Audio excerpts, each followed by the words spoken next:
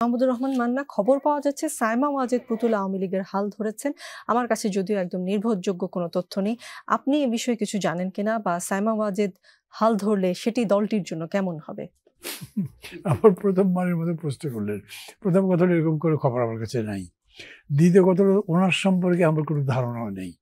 উনি তো কোনোদিন দল করেননি।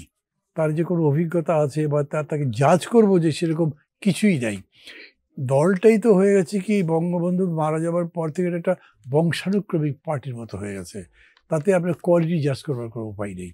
যখন পরিস্থিতি অনুকূল দলটা ঠিকই তার গতি নিয়ে চলছে, তার মধ্যে আপনি কাউকে কাণ্ডারি বানিয়ে দিলেন, উনি ঠিকই হাল ধরে বসে থাকবেন না, নৌকাতে চলতেই থাকবে, ওটা এক জিনিস। কিন্তু এখন একটা বিরাট ক্রাইসিস তাদের, যদি ওইভাবে তাদের দৃষ্টিতে দেখেন, সেই জায়গাতে উনি এটাকে কতক্ষণ স্টিয়ার করতে পারবেন সেই ব্যাপারে আমার গভীর সন্দেহ আছে। দ্বিতীয় কথা হলো যে প্রশ্নটা আপনি কি বলে রনিকে করলেন, ওই জবাব যেটা দিলেন উনি, জবাব তো ঠিকই আছে, কিন্তু তার সাথে একটু যুক্ত করি। সেটা হচ্ছে কি, দেখেন, ভুল স্বীকার করার ইতিহাস কিন্তু আছে। একটা দল যদি ভুল করে সে ভুলটা স্বীকার করলে সে যে গজব হয়ে যাবে তা না, কিন্তু আমরা মনেই করি অনেকে সেরকম। এই ধরেন ওয়েস্ট বেঙ্গল আমি দেখেছি সিপিএম নিজেদের ভুল স্বীকার করেছে, সিপিআই নিজেদের ভুল স্বীকার করেছে, অত বড় নকশাল আন্দোলন যে ভুল ছিল, হঠকারিতা ছিল, এটা অনেকে বলেছে। কিছু কিছু ক্ষেত্রে আমি মমতা ব্যানার্জিকে বক্তৃতা করতে দেখেছি, উনি করেছেন।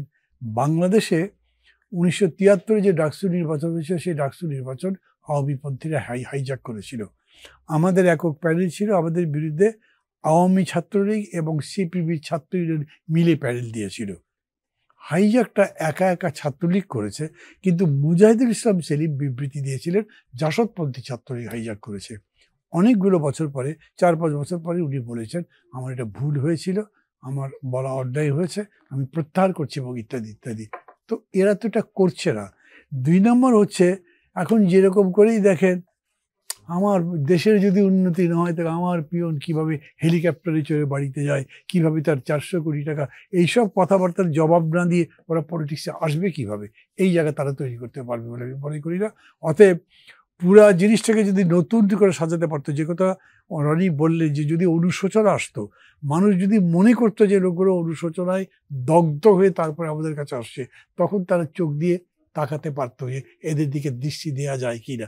কিন্তু খুবই বিস্ময়কর হচ্ছে, আপনার অবশ্য নিকট এরকম মনে থাকবে না, কিন্তু স্বাধীনতার পরে এত বড় স্বাধীনতার যুদ্ধ, মানে সবাই এটা মানবেন যে স্বাধীনতা যুদ্ধের চাইতে বড় কোনো ইভেন্ট, সোশ্যাল পলিটিক্যাল যেভাবেই দেখেন, আমাদের দেশে আর নাই। সেই ঘটনার পরে 1 বছর লাগেনি মানুষ স্বাধীনতার উপরে, স্বাধীনতা সংগ্রামের উপরে, মুক্তিযোদ্ধাদের উপরে বীতশ্রদ্ধা হয়েছিল। কেন? 16 ডিভিশন নেমেছিল, শেখ মুজিবুর রহমান যেরকম করে শাসন করতে চেয়েছিলেন, সব মিলে মুক্তিযুদ্ধের চেতনা শেষ পর্যন্ত ফিরি করতে পারেন নাই। অথচ 24-এ যে অভ্যুত্থান হলো, তার চেতনা আমার কাছে এখনো মনে হয় জ্বলন্ত, একদম দগদগে, যেন কালকে ঘটেছে, আমি সেরকম দেখছি। মানুষ সেই চেতনা নিয়ে আছে এবং এই নিয়ে ফাইটও করছে রাজনৈতিক দলগুলো। ফলে ইচ্ছাগুলো এটা ভুলিয়ে দিতে পারবে না তো কেউ। আপনি যদি এটাকে আরো বেটার কোনো কিছু দিয়ে ভোলাতে না পারেন, তাহলে এটা যেন ভোলার জিনিস নয়। এই জন্যে আমি মনে করি যে তার সফল হবার সুযোগ কম।